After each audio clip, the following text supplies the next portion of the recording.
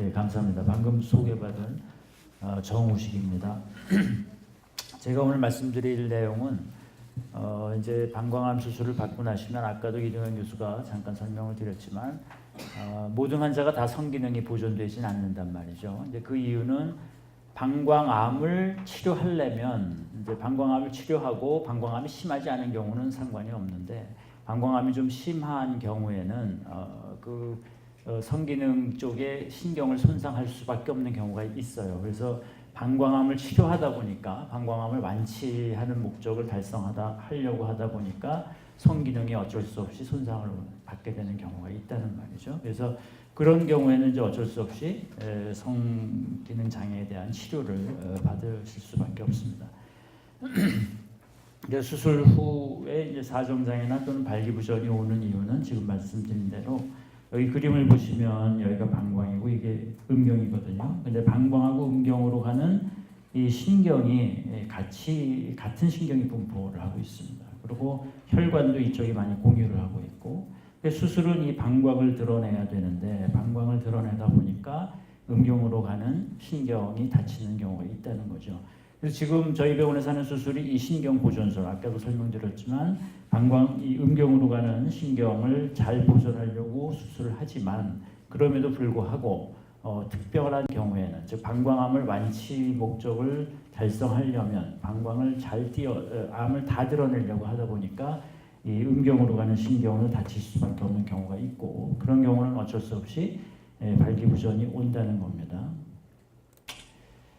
그래서 이 음경이라는 거를 이제 전체적으로 놓고 보면 이렇게 이게 음경을 자른 단면의 모습인데 수세미처럼 생겼죠. 수세미처럼 생기고 이 안이 이렇게 피로 들어차 있습니다. 그래서 음경은 발기가 되면 커지고 딱딱한 게 마치 근육이 수축해서 커지고 딱딱한 것처럼 보이지만 실제로 그 안을 들여다보면 피가 들어차갖고 피가 꽉 채워져서 커지면서 딱딱해지는 게 음경입니다. 그래서 음경은 하나의 큰 혈관 같은 그런 기관이다라고 이해를 하시는 게 오히려 더 편하십니다.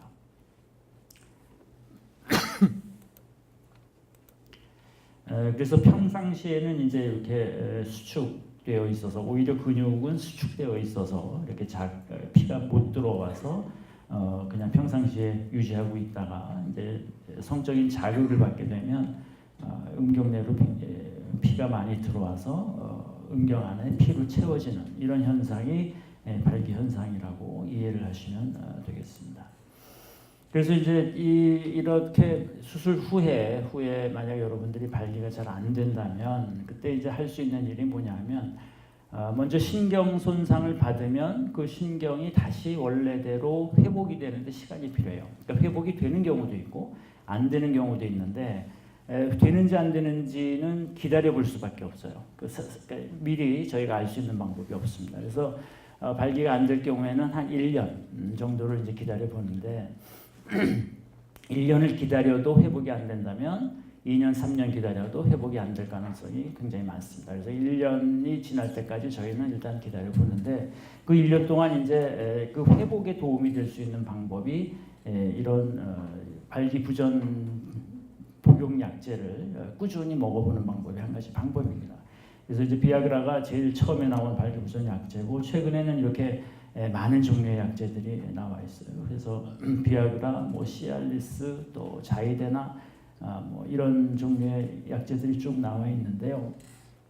여기 보면은 반감기들이 쭉 있는데 이게 이제 매일같이 먹는 방법으로 먹어야 되고, 왜냐하면 계속해서 음경에 혈류를 많이 공급을 해주고 그래야 신경이 다시 재활하는 데 도움이 되기 때문에 매일 먹는 방법을 이제 쓰고 있습니다. 근데 매일 먹되 용량을 보통 발기부전 환자들이 먹는 용량의 반 또는 4분의 1 정도의 용량을 줄여서 그렇게 매일 먹는 방법을 쓰고 있는데 그런 약제들마다 차이가 있어서 이 반감기가 좀 긴 이런 종류의 약제들을 복용하시는 것이 이제 상대적으로 조금 효과를 더 기대하기가 좋습니다. 그래서 이제 몇 가지 좀 만화로 한번 보여드렸는데요. 그러니까 수술 전하고 이제 후하고 조금 환자분들의 이제 생각이 다르다는 거죠. 합병증이 무슨 문제인가요? 암만 확실히 제거해 주세요. 근데 이 물에 빠졌을 때는 내 생명만 구해달라고 하는 그런 느낌일 겁니다. 근데 이제 분명히 술전에 의사 선생님이 합병증으로 발기부전이나 요실금 등이 일부에서 올 수 있다라는 설명을 보통 하는데 술전에는 이제 이런 게 별로 잘 들리지는 않죠. 근데 이제 수술 잘 받고 잘 됐다 그러면 성공이라 그러면 이제 그 다음에 발기가 안 된다고 그러는 이제 컴플레인 불만을 제기하는 그런 환자분들이 많이 있습니다. 근데 실제로 물에 빠진 사람 구해주면 그 다음에 이제 생각나는 게 내 보따리 어딨냐 이제 이거죠. 그래서 저는 이제 사실 이 보따리를 챙겨주는 그런 사람으로 여기 나온 건데요.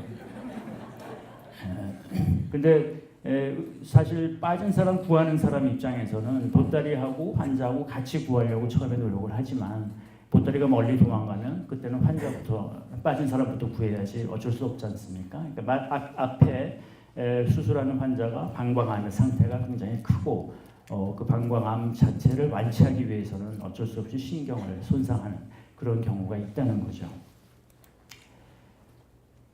그 다음에 이제 사정이 안 되는 거는 아마 사정은 잘 되는데 사정액이 안 나오는 거는 여러분들이 많이 경험은 하셨을 겁니다. 수술 후에. 그러니까 그거는 뭐 전립선하고 정낭하고 함께 다 방광하고 같이 드러낼 수밖에 없기 때문에 사정액은 나오지 않습니다.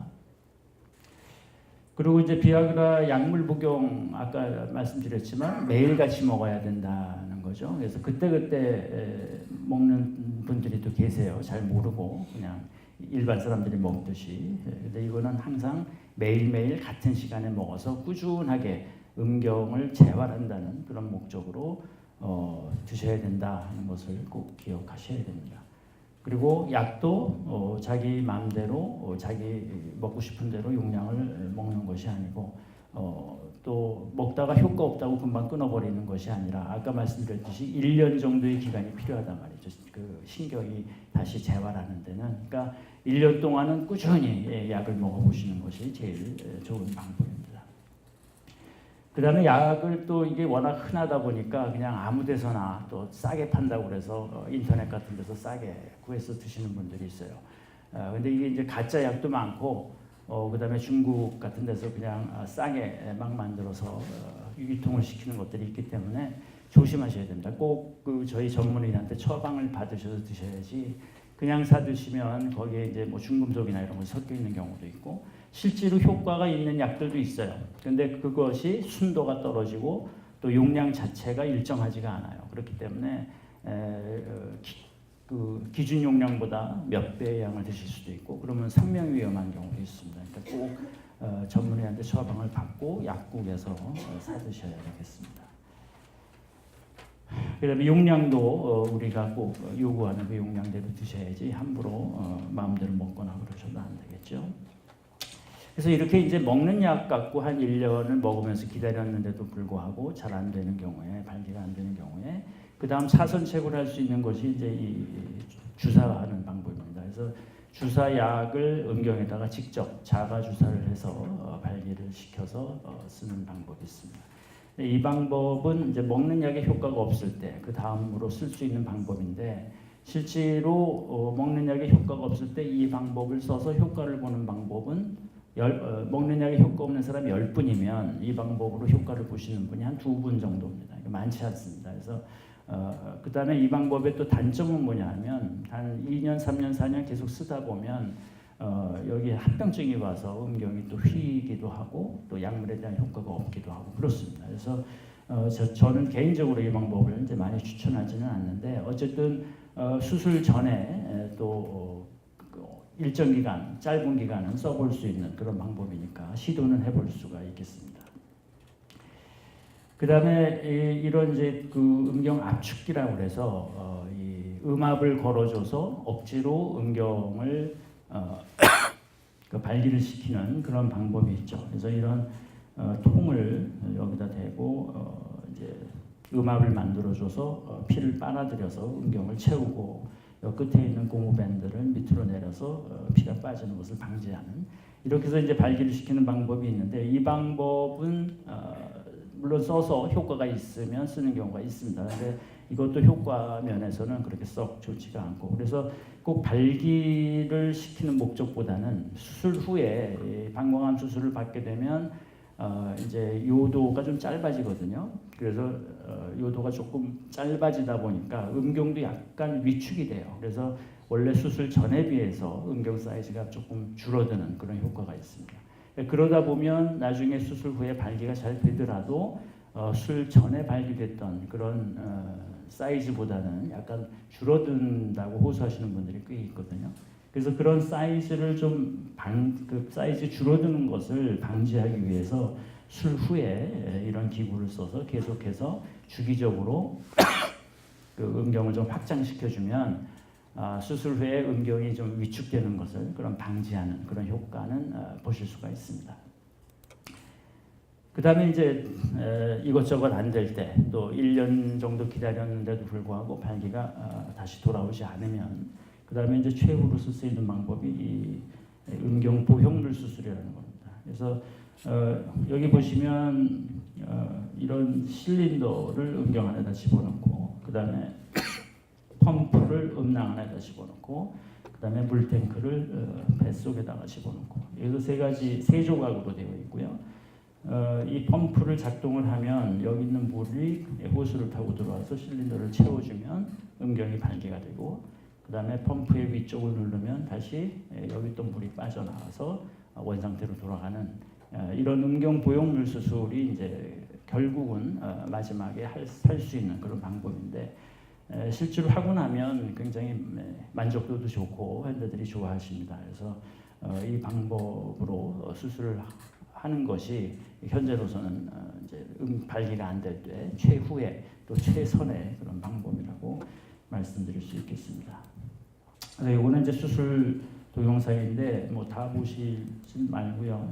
그게 많이 째지는 않습니다. 여기 음경 음낭 사이만 한 2cm 내지 3cm만 째고 나면 아까 얘기한 그 세 조각을 다 집어넣을 수 있겠습니다. 그래서 이렇게 째고 여기를 그 안에 있는 부분을 다 확장을 시킨 다음에 중간에 보면 이제 이렇게 실린더를 집어넣고 이런 방법으로 하게 됩니다. 그리고 이제 맨 마지막에 아까 얘기한 물탱크를 집어넣는데 아랫배 쪽으로 집어넣는데 이 음경음낭의 수술 부위를 통해서 충분히 집어넣을 수가 있겠습니다. 그래서 수술이 다 끝난 다음에 작동하는 걸 한번 보시면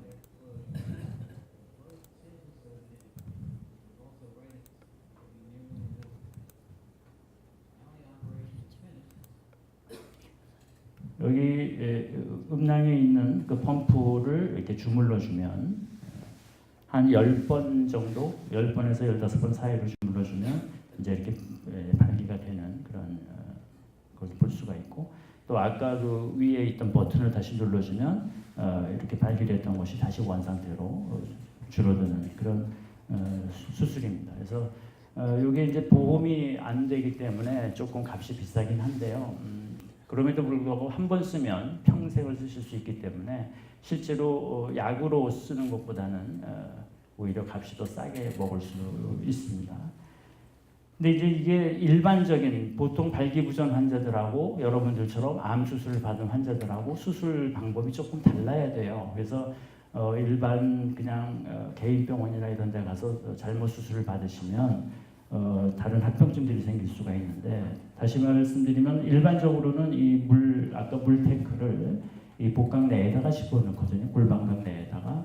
그러다 보면 인공방광이 옆에다가 집어넣게 되면 이렇게 방광 안을 뚫고 들어오는 경우가 있습니다. 그래서 우리 보통 정상적인 방광은 방광벽이 두껍지 않습니까? 근데 인공방광은 방광벽이 얇단 말이죠. 장으로 이용해서 한 거기 때문에. 그래서 이렇게 쉽게, 이게 지금 방광경으로 들여다본 사진인데, 이 바깥에서 이 물 저장고가 방광 안으로 이렇게 파고 들어오는 그런 모습입니다. 그래서 이런 합병증들이 생길 수 있기 때문에 이제 저희들은 어디다 집어넣냐면 이런 복벽 밑에다가 집어넣습니다. 그러니까 골반 강내에다 집어넣는 것이 아니라 이 복강내하고는 상관없는 아까 앞에서 말씀드렸듯이 복벽이 두껍게 있다고 그랬죠.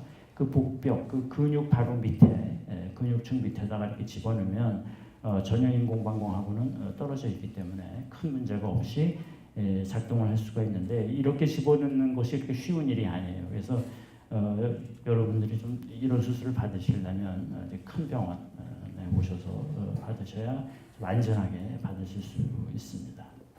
그래서 이게 아마 마지막 슬라이드일 텐데요. 그래서 지금 결국 재활이라는 건 아까 얘기했듯이 먹는 약, 그다음에 주사, 그다음에 수술 크게 나누면 이 세 가지 방법이 가장 쓸 수 있는 방법이고 결국은 1년 동안 충분히 약을 드시고 기다리는데도 불구하고 발기가 잘 안 된다면 이 수술을 받으시는 것이 제일 좋고 확실한 방법이라는 것을 다시 한번 말씀드립니다. 감사합니다.